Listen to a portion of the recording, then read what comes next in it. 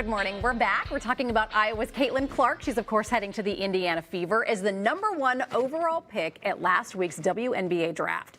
What's making headlines, though, is Clark's starting salary of just $76,000. This year, the top NBA pick will make an estimated $10.5 million. That's 137 times more than Clark. Entrepreneur Christy Peel is the CEO and founder of Media Mindfield, which is a Minnetonka-based PR firm. Here with her advice for women who would like to increase their own salaries. Christy, thanks for joining us today. Hi. Good to see you. Good to see you. Thank you for having me back. Well, let's start with your thoughts on her salary, because I think a lot of people were surprised to learn that news last week.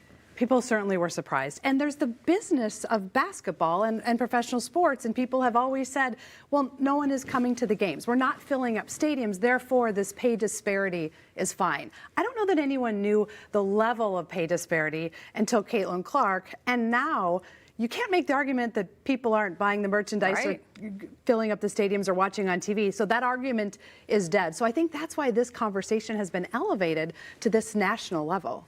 How important is it that this conversation is elevated? I think that some people have been kind of making this argument for a while, and the rumblings haven't been as loud as they are right now.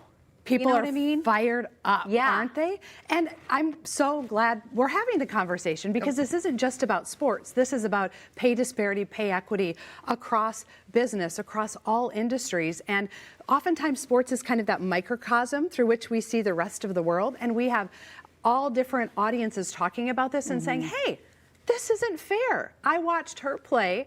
I'm not going to watch this rookie on the NBA side, who I don't even know his name, and he's making hundreds of dollars. Right. Yeah. I don't want to get too far in the weeds on the WNBA, NBA comparison, because I don't know that that's the most important thing here. I would say, though, Caitlin Clark is going to make plenty of money on endorsements, so it's not that she's going to be struggling for money. To me, it's the other women who are playing in the league who don't have that kind of endorsement opportunity. And you know, I don't know, she's just signed a $30 million contract with Nike or something, right? So, but again, though, it all speaks back to the bigger issue of just the disparity between the genders. It's about equity, and I think people make that argument, and people say, but she's still going to be wealthy. And I would say, but it's still not fair. Absolutely. So those two things can be true at the same time. So the fact that we're having this conversation broadly is going to help all sorts of people. And on the PR side, if she was a Media Mindfield client, what I would say to her is, bravo for not having the conversation yourself. She's not talking about it. She's letting everybody else talk about it, which is so wise for her brand. Her brand is basketball. Stay on basketball. Be the champion for women's basketball broadly. No need to get into the weeds of this. Other people will do it for you. I also think, though, that, you know, with sports, and I'm thinking about with women's soccer versus men's soccer, that's when some of the pay issues came up. And now it's happening with basketball, because these salaries are oftentimes made public. In a lot of jobs that normal people have, it's not made public. So you don't know, Christy, if you're getting paid the same as a male, counterpart would make. How do you kind of go about that in the real world?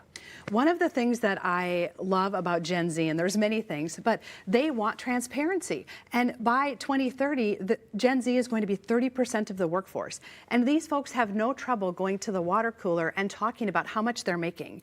And just raising the transparency and the conversations around pay is going to force employers to be more fair and be more just. And when we can start getting fair and equitable at all levels, maybe someday we'll see more women, more people of color having high-powered, high-paying positions on Fortune 500 boards. I feel like when I was a kid, it was like, you don't talk money, you don't ever ask anybody how much they make. It was like disrespectful. So I love the idea that Gen Zers are having these conversations and talking about it. It's like politics, right? Or politics, abortion, money. You never talked about it, and now you can have that conversation with strangers at the grocery store, and it's fine. So I think that is going to help the conversation across the board for women and people of all different backgrounds. How do you start that conversation? How do you walk in the boss's office and have that conversation? Do your research. You need to know what the market pays for your experience. You also need to understand what skills you bring to the table, and you need to be able to advocate for yourself. I think it's also important that employers have pay grades have a pay scale and that those are talked about and people know what the pay scale is and where they fall within it. And also, I encourage people to have a mentor. Have a mentor, someone who's 10, 15, 20 years ahead of you. It doesn't even have to be in your same industry to help you have the conversation. I'm really active with a leadership program at Bethel University, and I talk to young women there. And a woman recently texted me and she said, hey, I got offered for my internship the lowest level. And she said, what do I do? And I said, here's how you ask for more. They can say no. Don't walk away from the job. It's a great job. But make an argument based on your experience that you deserve more. And she got more money every hour all summer long. And she felt really great about knowing how to advocate for herself. I think it's intimidating. It is for intimidating. a lot of women to go in there and ask. And so being armed with the research, right? Having the information, talking with people, knowing the pay scale, knowing where others are. If the job isn't listed, if the pay isn't listed in the job, how do you know? If you're going for a company that you don't have someone who currently works there, if you're going for a job at Target and you don't know anyone who's there, how do you know?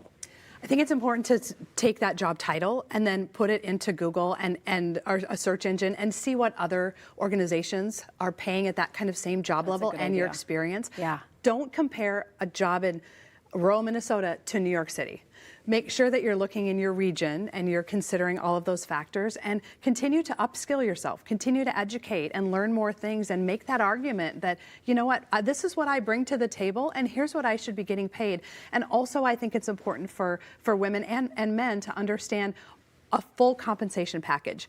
If getting an extra day off a week is more important to you than money, ask for that. It isn't just a conversation about finances. It must be a larger conversation about what you want, what you bring to the table, and what's equitable. Could even be a work from home situation with so many people doing that these days. Absolutely. To get back to the Caitlin Clark thing, and I think so many people are into her right now, and they're into her message, and I think she's brought a lot of empowerment to not only girls in sport, but just in general to people.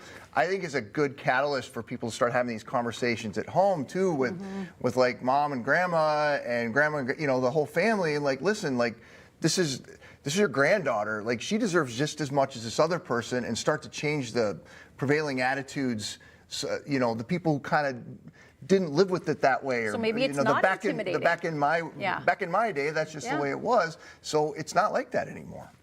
Absolutely, and that's how we make generational shifts. Yeah. It's mom and grandma saying, I didn't have the opportunity, she does, I want you to. Let's celebrate Caitlin Clark, not just because she's an amazing basketball player, but she is a figurehead that I think a generation from now will look back on and say this was a watershed moment for women in America. Yeah. Well, Christy, thank you. This was a lot of fun having you in. Good Thanks, Christy. information. Good to see you.